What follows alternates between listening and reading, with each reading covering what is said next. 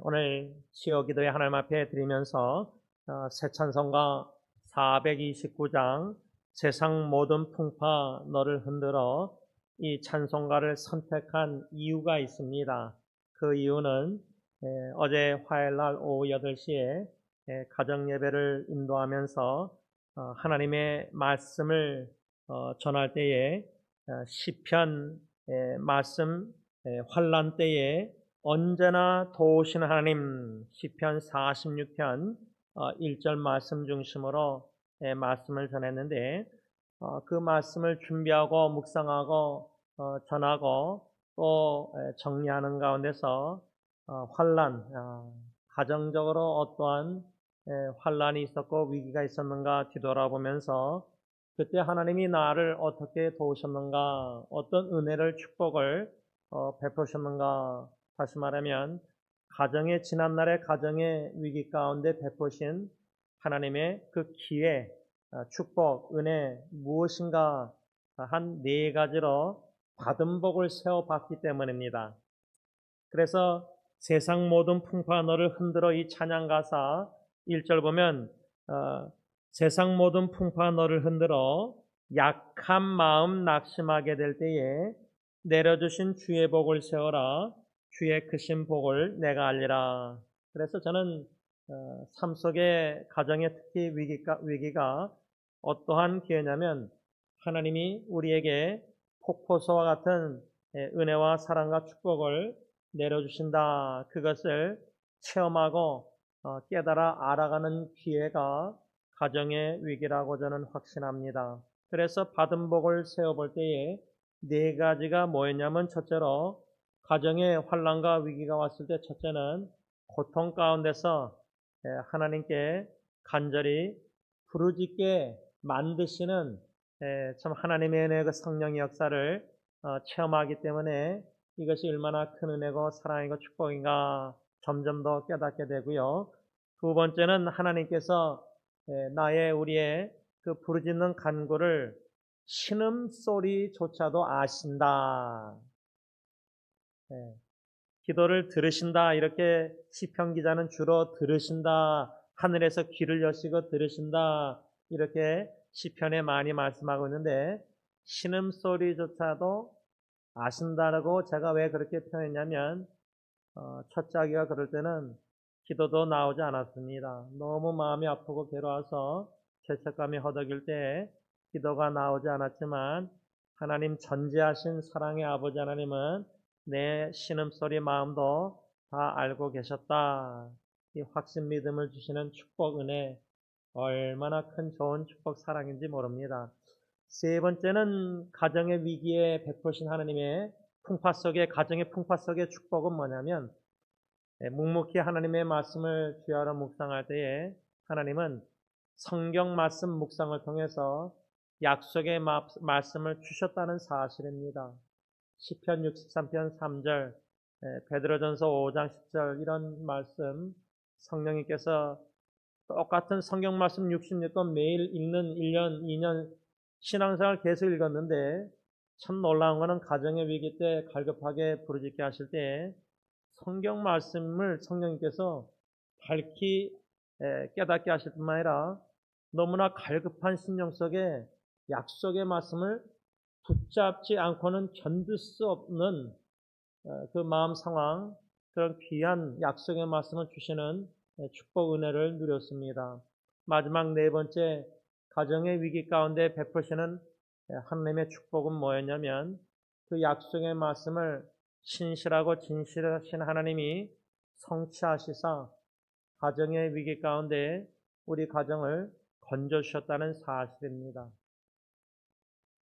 이러한 네 가지 받은 복을 어제 세워보게 되었기 때문에 오늘 찬송가 429장 세상 모든 풍파 너를 흔들어 약한 마음 가정에 큰 어려운 풍파 위기가 접하면 처음에는 막 버텨보고 견뎌보지만 그 고통이 심해지고 오래되면은 얼마나 내가 약한가 마음이 깨닫게 되는 축복도 큰 축복입니다.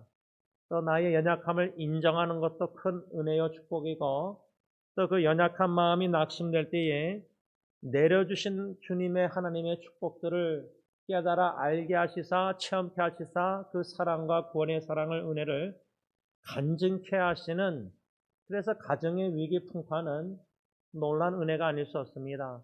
제가 이 찬송가 말씀 이렇게 묵상하면서 오래전에 세들백 릭 오렌 목사님이 쓴 그 Purpose Driven Church, 목적이 이끌림을 받는 그 교회에 대한 책 서론에 그 릭 오렌 목사님이 뭐라고 말했냐면, 여러분 서핑, 그 파도가 크게 칠 때 그 전문가 서퍼들은 그 파도를 탑니다.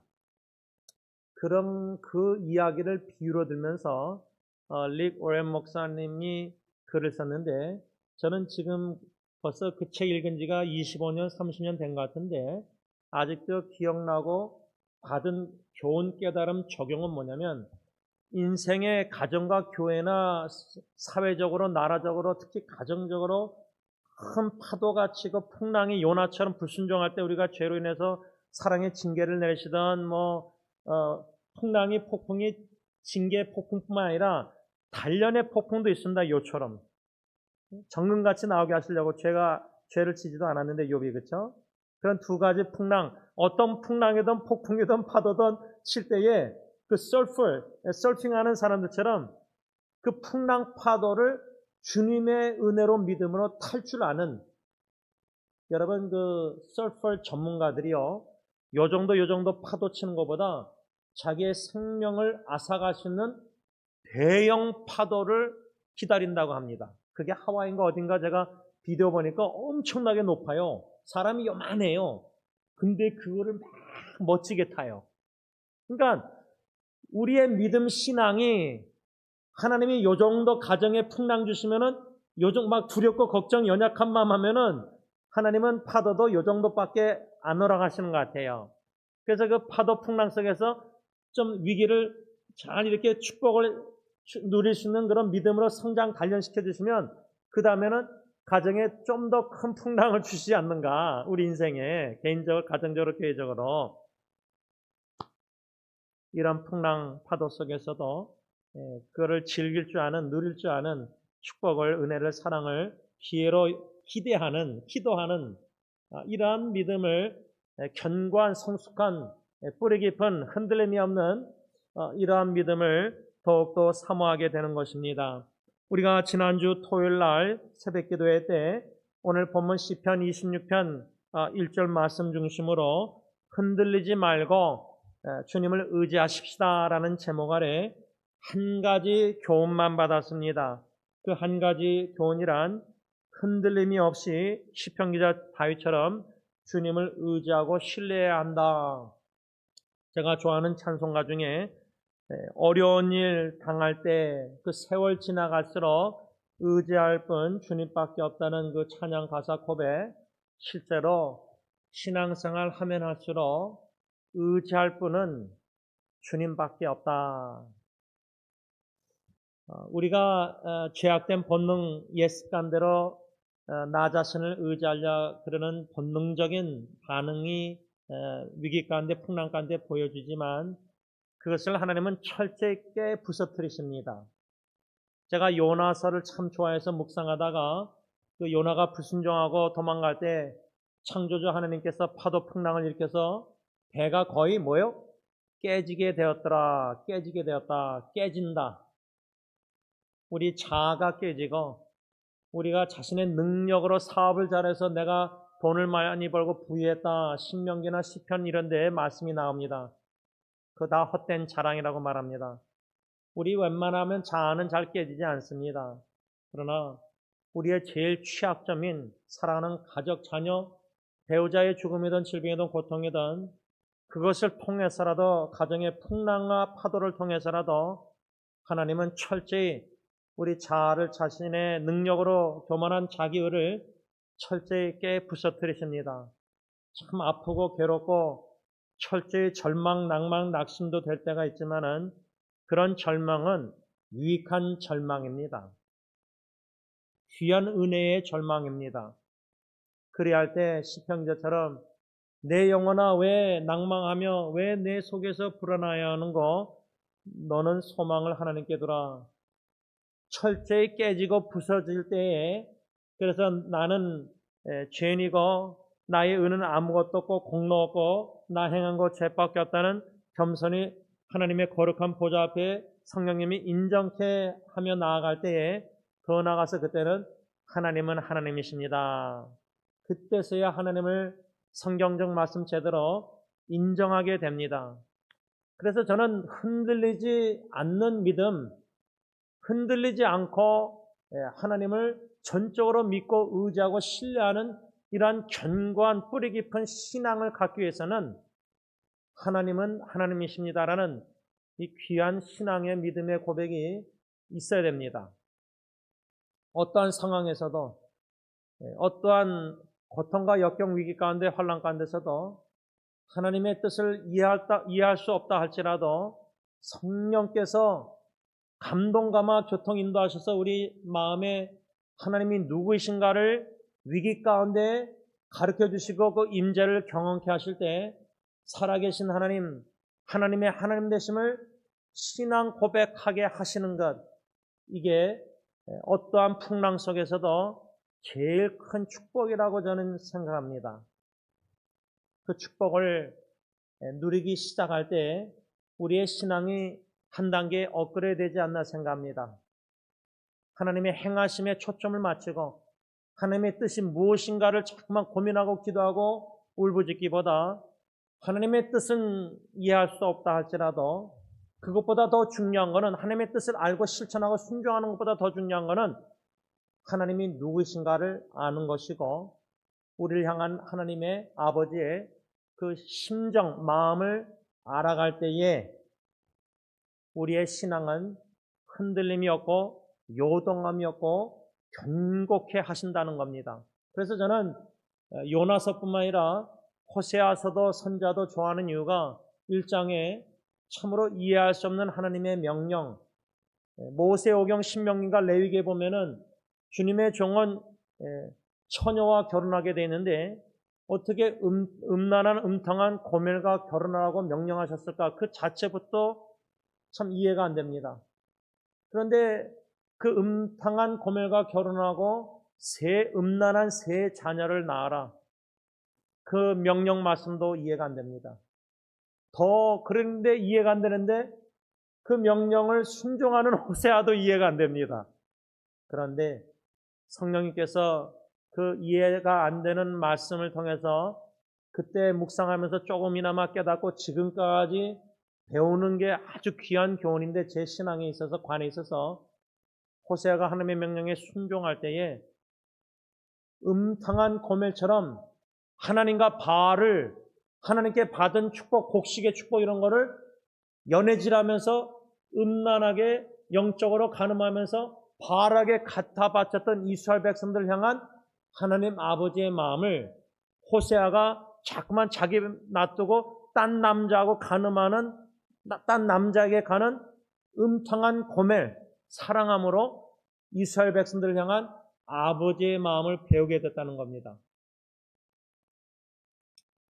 보통 우리 부모님들이 너도 한번 결혼해봐라.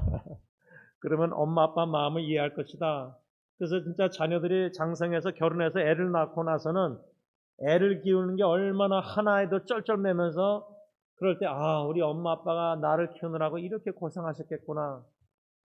호세아가 이해 안 되는 지성으로 이성으로 하나님의 명령에 순종함으로 여러분 호세아 입장에서 하나님 어떻게 음란한 여자하고 결혼하게 명령하십니까? 모세오경의 하나님의 말씀과 어긋난 반대되는 말씀인데 논리적으로 신학적으로 따지고 불순종을 합리화시킬 수 있습니다. 호세아가 어떻게 그렇게 절대복종 순종했을까? 예수님이 십자가의 절대복종을 가르쳐주는 선자의 아름다운 모습이 아닐 수 없습니다. 그래서 여러분 흔들림이 없는 하나님만을 전적으로 믿고 신뢰하며 의지하는 그러한 견고한 믿음을 주님이 우리에게 주시고자 우리를 단련, 훈련, 징계 여러모로 다듬고 깨시고 부서뜨리고 역사하실 때에 마치 어미 독수리가 그 보금자리를 흔들어서 새끼 독수리를 떨어뜨리듯이 우리 인생에도 떨어뜨리시사 개인적인 위기, 절벽에서 떨어지는 기분, 소망이 없고 절망 속에서 또 우리 가정의 여러 가지 위기, 이러한 흔들어 놓으시는 하나님의 역사가 왜 중요하고 세상에 솔직히 필요하냐면 우리의 신앙이 고통과 위기 풍랑이 없어지고 잔잔해질 때 사사기에 보면 평안함을 태평함을 누릴 때 또다시 범죄하기 때문입니다. 우리는 이스라엘 백성들과 별 다를 바가 없습니다. 되풀이되는 사이클이 있습니다. 사사기에 보면은 우상숭배하고 범죄할 때 하나님께서 블레셋이나 딴 나라를 이방인을 도구로 사용하셔서 치셔서 고통 속에 이스라엘 백성들이 핍박과 환난 속에 있을 때 부르짖습니다. 그럴 때 사사들을 지도자 구원자를 세워서 건지시는데 그러다가 어느 정도 태평을 누리다가 또다시 우상숭배하고 범죄합니다. 이 사이클이 돌아갑니다. 근데 우리의 신앙생활도 똑같습니다. 은혜 받고 축복받고 감사하고 은혜 충만하고 사랑 충만하고 또 막 이러다가 평안할 때 신앙이 나태해질 때 하나님께서 보금자리를 흔들어 놓으십니다. 잔잔한 시냇가를 막 돌멩이를 던져서 막 흔들어 놓으십니다. 풍랑 막 그렇게 하시는 것 같아요. 가정의 위기 같은 경우 보면은 그 정도로 하나님은 우리를 제일 잘 아시고 사랑하신다는 겁니다. 우리 자신의 본능도 잘 모릅니다. 그래서 저는 이 흔들림이 없이 주님만 전적으로 믿고 의지하고 신뢰하는 신앙생활, 그러기 위해서 나머지 두 가지 오늘 교훈을 좀 생각하려고 하는데 두 번째 교훈은 시편 26편 3절에 시편 기자가 다윗이 주의 인자하심이 내 목전에 있나이다. 내가 주의 진리 중에 행하여. 현대의 성경은 주의 한결같은 사랑이 언제나 내 앞에 있으므로 내가 주의 진리 가운데 걸어갑니다. 이 말씀 속의 두 번째 교훈은 우리가 흔들림이 없이 주님만 전적으로 믿고 의지하고 신뢰하기 위해서는 주님의 진리 가운데 걸어가야 한다. 진리 중에 행해야 된다. 오직 진리, 오직 말씀입니다. 저는 이 시편 26편 3절의 현대의 성경에 주의 한결같은 사랑이 언제나 내 앞에 있다. 하나님의 사랑이 한결같은 사랑이라 그러는데 여러분 그 한결같다라는 단어 저 목사님은 저분은 저 성도님은 참 한결같으시다 할 때는 제 생각에는 그 의미가 하나가 뭐가 있냐면 참 저분은 신실하다. 그 말은 아무리 풍랑이 일어나도 우왕장하고 두렵고 근심걱정해서 열심히 주님의 전에 올라와서 찬양 경배 예배 드리다가 어려운 일이 있으면 이제 예배를 못 드리고 이런 게 아니라 꾸준하다, 한결같다, 신실하다, 일관성이 있다. 그래서 제가 좋아하는 한 예화가 산에서 멍크들이 교부시대 때 이렇게 신앙 이렇게 뭔가 하다가 하루에 한 번씩 축구를 했다는 예화인데 축구하는데 그 멍크들의 지도자 스승이 질문을 했다고 합니다. 만일 너희들 주님이 오신다, 내일 오신다 하면은 너희들 어떻게 하겠느냐? 그래도 축구하겠느냐? 하여튼 그런 식으로 질문한 것 같은데 다 답변이 다르겠죠. 그런데 한 멍크는 하던 대로 축구하겠습니다. 예를 들자면 제가 그렇게 은혜 받은 이유가 적용한 이유가 제가 축구를 좋아하니까 주님 오신다. 내가 이제 생명이 3개월밖에 6개월밖에 안 남았다. 죽음이 가까웠다.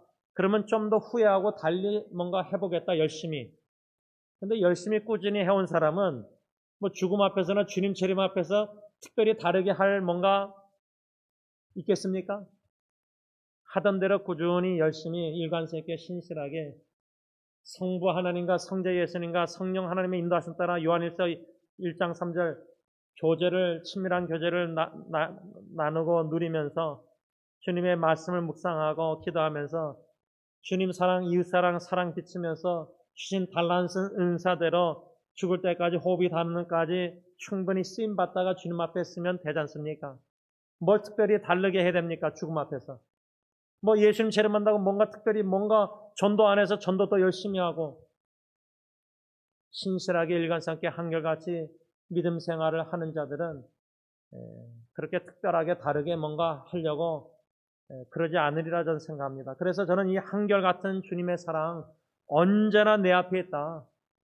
주님이 언제나 한결같은 사랑의 주님이 내 앞에 있고 나와 항상 함께 하시고 그러기 때문에 시편 기자가 어떤 환경과 역경과 핍박과 원수들의 그런 중에서도 진리 중에 행하고 진리의 길을 계속 걸어갈 수 묵묵히 한결같이 걸어갈 수 있는 이유는 하나님의 주의 인자하심 한결같은 사랑을 언제나 경험했기 때문이에요.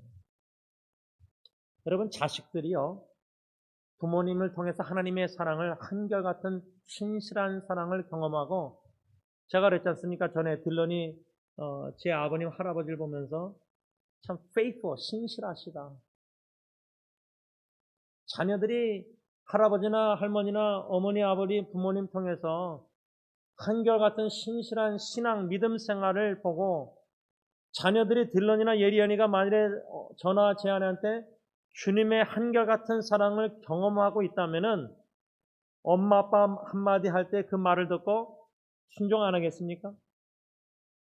말씀 순종 진리 가운데 행하는 그 동기부여 왜 우리가 진리의 길을 그 정도를 주님 가신 길을 좌르나 우르나 치우치 않고 한눈 안 팔고 주님만 바라보고 진리 대신 로고스 대신 그 주님의 진리의 길을 나를 부인하고 나를 쳐서 날마다 순간순간 복종시켜서 십자가를 지고 왜 주님을 닮아가려고 그 길을 걷느냐?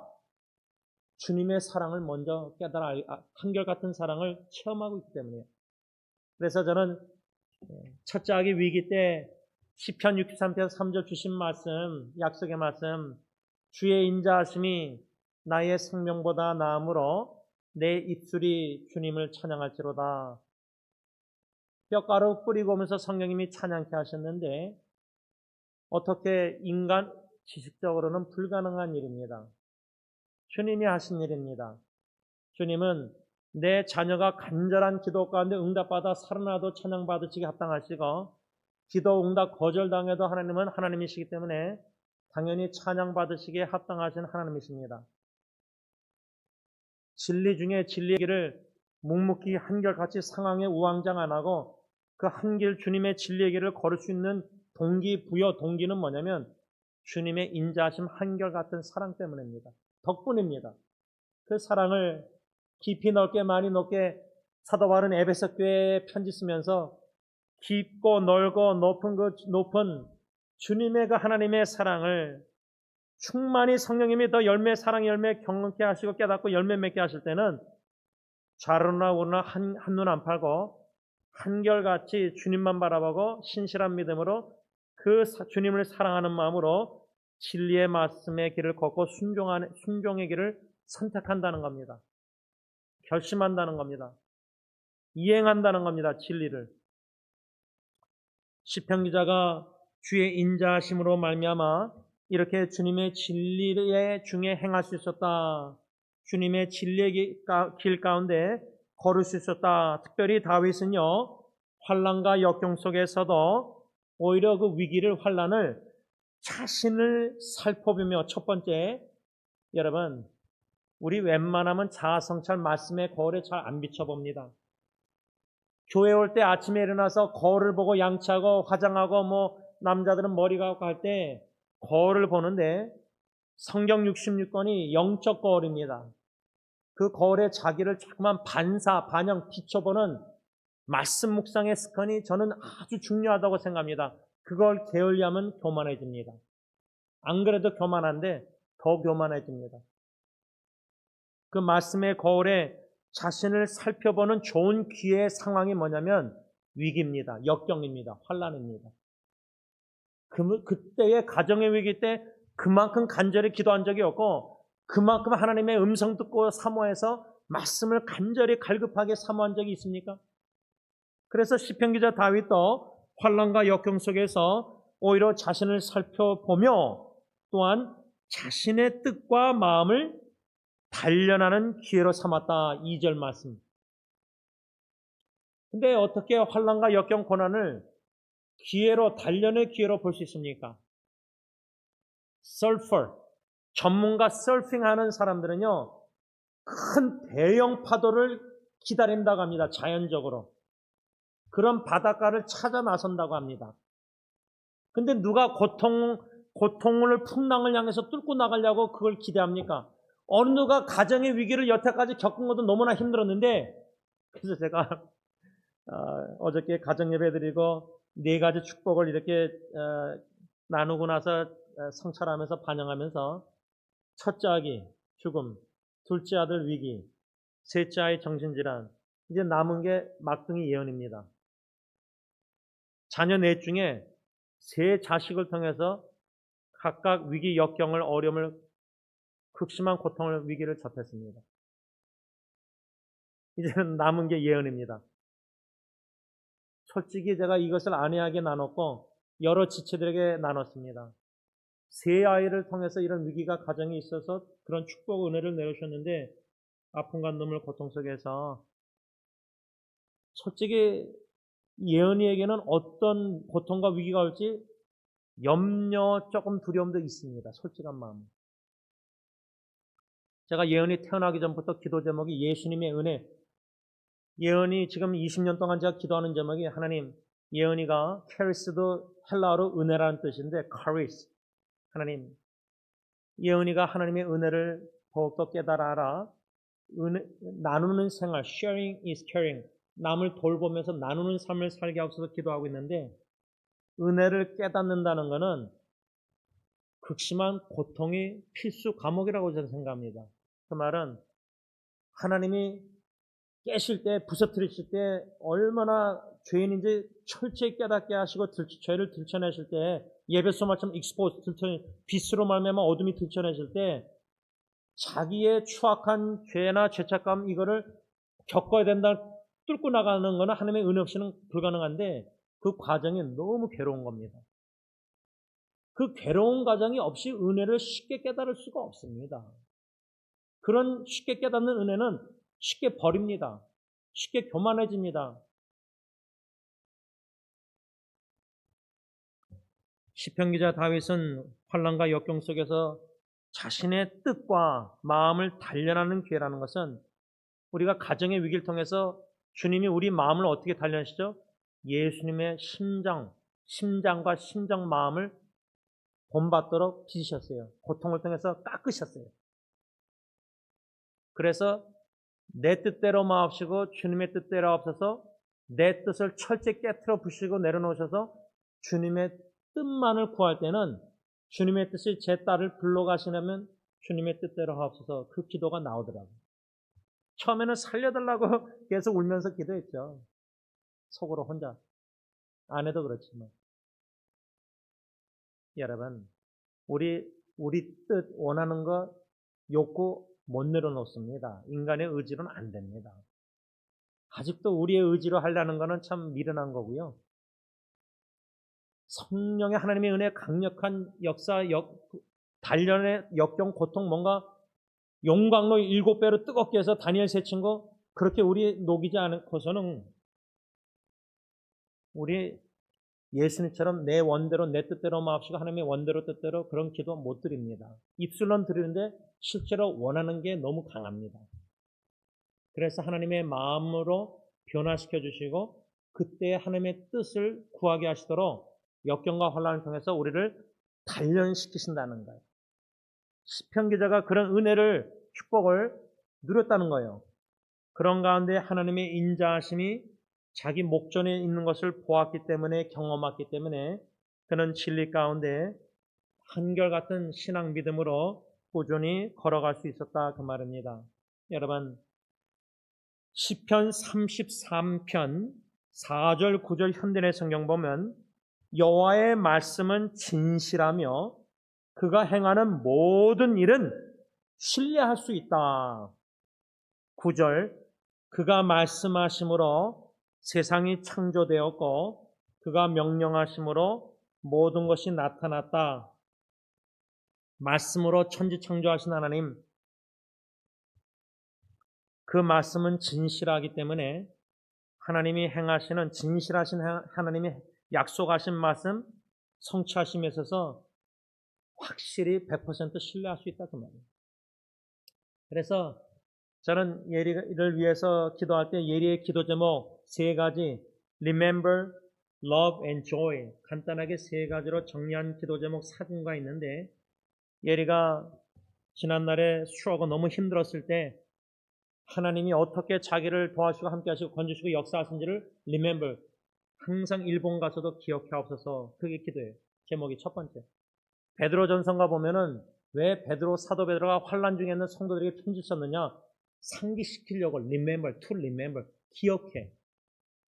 근데 우리의 기억을 자아성찰해 보면 가정의 지난날에 어렵고 고통 위기들이 많이 생각나요. 무난한 거는 잘 생각 안 나요. 특별한 게 생각나는데 그 특별한 게 너무 큰 은혜 축복받았는 걸 많이 생각나느냐? 아니면 어렵고 힘들고 고통과 아픈 슬픈 상처만 더 기억나느냐? 진정한 신앙인은 상처, 아픈 자녀의 죽음, 정신질환 어떤 어려움이 있다 할지라도 그 동전의 뒷면 와중에 앞면에 하나님이시고 하나님이 행하신 일과 하나님의 구원의 축복과 어떻게 약속의 말씀 주고 성취하시고 하나님의 은혜, 축복, 사랑을 간증하고 자랑할 수밖에 없는 거예요. 말씀으로 천지를 창조하시고 그 말씀을 진실한 약속의 말씀을 주시고 성취해 나가시는 하나님은 진실하고 신실하고 인생이 아니시기 때문에 시건치 아니하시고 거짓말 안 하시기 때문에 이사야서 말처럼 하나님의 입에서 나온 말씀은 반드시 성취 안 하고 돌아올 수가 없어요. 이런 성경 구절 말씀들이 성령님이 생각나게 하시고 묵상한 말씀들 확신을 주세요. 어떤 확신? 하나님은 진실하신 하나님은 진리의 말씀을 우리에게 주시고 약속 그걸 반드시 성취하신다. 내 죽음을 통해서 장례식을 통해서 죽고 나서도 하나님의 때 하나님의 방법으로 반드시 진리의 약속의 말씀을 이루신다. 그래서 여러분 공간복음에 보면 예수님께서 많은 병자들 치유하시고 이렇게 고치실 때에 백부장인가 주여 말씀만 하옵소서 저희 집에 오는 걸 감당 못하겠습니다. 그 멀리서 말씀만 하옵소서. 그 말씀한 때에 돌아갈 때 자기 그 병든 자식인가 낳았을 때 그 종이 왔을 때 종이 대화했을 때 그 타임이 주님이 말씀하셨을 때 이미 그 백부장이 간절히 기도했던 원하던 그 자신의 자녀가 병자 치유 딱 그 시간에 이루어졌어요. 여러분 주님 말씀만 하옵소서 하고 기도할 때 하나님 사인 좀 보여주세요. 내 자녀가 암에서 좀 나아지는 사인을 좀 키모테라피가 좀 약이 좋아서 좀 나아지는 사인 그래서 암덩어리가 줄어드는 것 좀 증거로 보여주세요. 저는 그런 기도도 귀하다고 생각해요. 구체적으로. 그러나 일단 우리는 사인을 많이 원해. 에비던 증거. 하나님이 뭔가 일하신다는 증거를 보고 눈을 보고 확신하고 싶어 하는데 믿음은 보이지 않는 것을 확신하는 증거 그 믿음이 있어야 되잖아요. 주님 말씀만 하시면 됩니다. 근데 그 말씀이 언제 제일 크게 들리냐? 여러분 산에 올라가서 산 타는 좋아하는 분들은 산 꼭대기에 가서 새벽에 소리 크게 질리잖아요. 그럼 막 울리잖아요. 하나님의 진리의 말씀이 우리 마음의 영의 귀에 제일 크게 들릴 때가 언젠가 저 같은 경우는 가정의 위기였어요. 그때만큼 주 음성 외에는 더 기쁨이 없도다. 그때의 갈급함은 지푸라기 잡고 싶은 심정은 나에게 아무 소망이 없고 의사들에게도 다 소망이 없고 어느 누구에게도 주님만이 나의 소망이고 구원자시기 때문에 주 음성을 그리도 듣고 싶어하는 갈급함 약속의 말씀 묵상 속에 주셨을 때 성령님이 엄청나게 크게 들려서 치매가 걸리지 않는 사람은 죽을 동안 그 말씀 베드로전서 5장 10절 시편 63편 3절 잊어버릴 수가 없어요. 이러한 축복이 저와 여러분들에게 더욱더 충만하기를 간절히 원하는 것입니다. 마지막 세 번째 교훈은 시편 26편 8절에 시편 기자 다윗이 여호와여 내가 주께서 계신 집과 주의 영광이 머무는 곳을 사랑하오니, 현대의 성경은 여호와여 주가 계신 집과 주의 영광이 있는 곳을 내가 사랑합니다. 여러분 시편 18편 1절에 한국 성경은 나의 힘이 되신 여호와여 내가 주를 사랑하나이다. 근데 히브리어 원어는 내가 주님을 사랑합니다.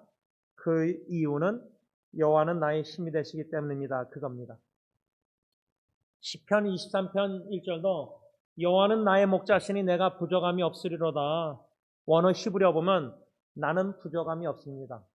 그 이유는 여호와는 나의 목자이시기 때문입니다. 원어는 다 그렇게 써 있습니다. 이 말씀을 저는 생각할 때 주의 영광이 있는 집 곳을 내가 사랑합니다 할 때, 여러분 지금 우리가 주님을 사랑합니다 고백하고 기도하고 대표기도 하고 목사가 설교하고 찬양하고 막 다 하지만 성경 공부하지만 초심을 잃고 주의 인자하심을 깨닫지 못하고 체험하지 못하고 내 앞에 계신 그 사랑을, 그래서 주의 진리 가운데 행하지 않고 입술로는 주님의 진리를 전하는데 가정에서 삶은 주님의 진리의 말씀에 복종 순종 그 길을 걷지 않을 때는 싹군이 되는 목사는 주님의 영광이 있는 곳을 내가 사랑합니다 이게 아니라 나 제임스의 영광이 있는 곳을 내가 사랑합니다, 그게 변질되는 거예요. 그러니까 사람의 영광에 하나님의 영광을 갈치 도둑질해서 그 하나님의 자리에 내가 앉아서 내가 다 영광을 도둑질하는 거예요. 거기에 중독이 된다는 거예요. 그래서 사울이 초심에는 왕이 되기 전에는 겸손했는데 스스로 작게 여겼는데 왕이 되고 아말렉 전쟁 승리해서 불순종했을 때 사무엘 선지자가 면책했는데도 사무엘 옷자락 붙잡으면서 이스라엘 장로들 지도자 앞에서 나를 높여달라고 부탁을 해요. 하나님 보시기에 제일 높은 자리는 강도상이나 앞에서 찬양 인도가 아니라 홀로 주님과 1:1 교제 가운데 무릎 꿇고 그 무릎 낮은 곳에 하나님만 바라보고 의지하고 기도하는 그것이 제일 높은 곳이라 그 말이에요. 근데 우리는 바리새인처럼 율법주의적인 종교생활은 사람들 앞에서 눈치 보면서 종교생활 하니까 사람들 보기에 내가 그래도 목사니까 기도하고 성경 읽고 전도하고 선교하고 마음의 동기가 주님의 사랑에 은자하심에 한결같은 사랑에 감격해서 자원해서 즐거운 마음으로 헌신적이 아니라 사람 눈치 보면서 사람 앞에서 종교생활 하는 것, 주님의 영광이 아니라 내 영광이 드러나는 곳을 제가 사랑합니다. 그런 곳만 찾아다녀요. 자기 이름 높여주는 집회에 가서 노회 가서 노회장이든 당회장이든 장차 좋아해서 그 사람들 앞에서 그걸 좋아하는 거예요. 중독된 거예요. 근데 시편 기자는 주님의 영광이 있는 곳을 내가 사랑합니다. 주님이 계신 집과 주님의 영광. 이것을 박윤선 박사님은 어떻게 해석했냐면 시편 기자 다윗은 하나님의 성전, 곧 주님의 교회를 사랑합니다. 사랑하겠습니다. 사랑합니다. 그 신앙 고백이라고 해석했습니다. 그래서 제가 아까 찬송가 내 주의 나라와 주 계신 그 찬양을 그래서 찬양한 겁니다. 제가 말씀을 정리하면서 약 20년 전에 안상 수양관 사랑의 교회 수양관에서 한 1000명 목사, 강도사, 사모님들 이렇게 다 전도사들, 장로님들, 목사님들 이렇게 모였을 때 미국에서 강사 목사님이 동부에서 와서 둘째 날인가 하여튼 첫째 날인지 마태복음 16장 18절 I will be my church, 예수님이 내가 내 교회를 세우니 그 말씀을 선포했을 때 성령이 강력하게 역사하셔서 약속의 말씀을 붙잡고 승리교회로 돌아가게 하셨는데 그 설교 말씀을 듣고 그 목사님이 주보에 찬양한 게 뭐냐면 내 주의 나라와, 그때 교회를 위해서 눈물을 흘린다는 가사 찬양할 때 성령님께서 엉엉 울게 하셨습니다. 그때 생각난 교회가 섬기던 소형교회가 아니라 멀리 미국에 있는 승리장로교회였습니다. 제가 목사 아들로 자라나면서 한국에서 12년 상계동에서 아버님의 상형교회 목회, 어렸으니까 잘 몰랐죠. 12살부터 승리장로교회 80년도 7월달 개척교회 하시면서 24년 약 담임 목회하시는 아버님, 한 번은 제가 아버님한테 가서, 아버님, 교회도 힘드실 텐데 또 형하고 나하고 그렇게 망나니로 하도 충격적인 소식을 접하고 하셨는데, 제가 그때 질문이 뭐냐면, 제가 볼 때는 그렇게 힘드실 텐데 그런데 아버님 기도로 다 해결되십니까? 그렇게 궁금해서, 솔직히 궁금해서 물어봤습니다.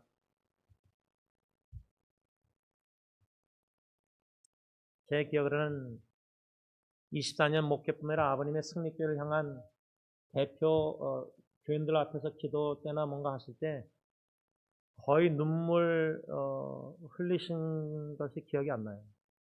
근데 딱 한 번 은퇴하시고 아들 목사가 목회할 때에 한 번 일어나서 기도하실 때 제가 느낀 거는 목소리가 좀 뭉클하게 떨리신 것을 한 번 기억납니다.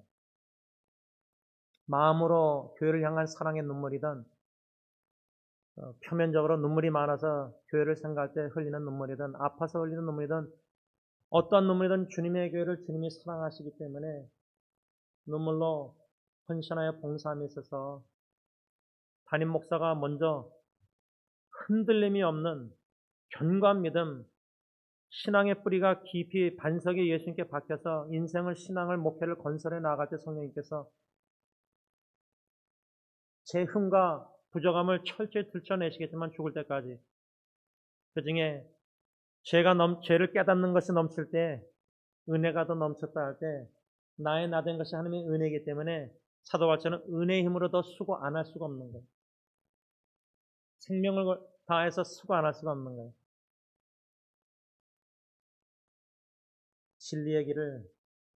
진리를 사랑하고 진리의 길을 죄라 묵상하고 진리의 길을 묵묵히 한결같은 사랑으로 신실하게 걷다가 은퇴하고 떠날 때 죽을 때 사랑하는 아내나 딜런일이 예언이나 성도님이나 인터넷 사이의 지체들이 제임스라는 한 사람의 이름을 들을 때 작은 예수를 보게 하시고 예수의 사랑을 마음에 담을 때에는 나는 간 곳 없고 십자가 뒤에 가려지고 오직 주 예수만 보이기를 간절히 원하는 것입니다. 기도하겠습니다. 사랑해 주님 감사합니다. 아무리 생각해도 이해가 안 되는 것은 나 같은 죄인이 무엇이간데 하나님이 전혀 제가 제 자신을 봐도 사랑스러운 면이 하나도 없는데 주님은 사랑을 견딜 수 없는 마음으로 사랑해 주시니 너무나 감사합니다.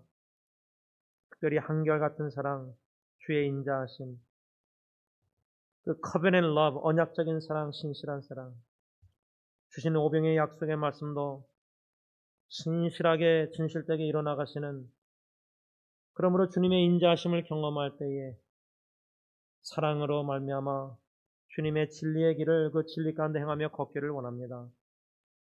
정도를 거두며 주님 가신 십자가 골고다 길 좁은 길을 큰 길의 유혹이 많을지라도 점점 그 길은 보이지 않게 하시고 주님 걸어가신 좁은 길만 크게 마음에 보이게 하셔서 그 찬란한 시온의 대로를 걷는 것이 얼마나 축복의 사람, 복 있는 사람인지 감사, 감격, 감동 속에서 호흡이 닿는 그날까지 찬양 경배를 하나님께 올려드리고 흔들림이 없이 뿌리 깊은 나무처럼, 오래된 나무처럼 견고한 믿음에 요동함이 없이 흔들림이 없이 세월 지나갈수록 주님만 의지하고 나나 어느 무엇도 의지하지 말고 주님의 교회를 주님이 사랑하듯이 사랑하여 하나님께 영광 돌리게 하옵소서.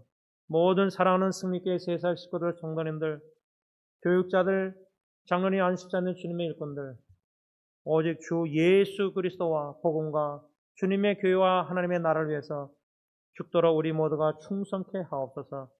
예수님의 이름으로 감사하며 기도를 올리옵나이다. 아멘.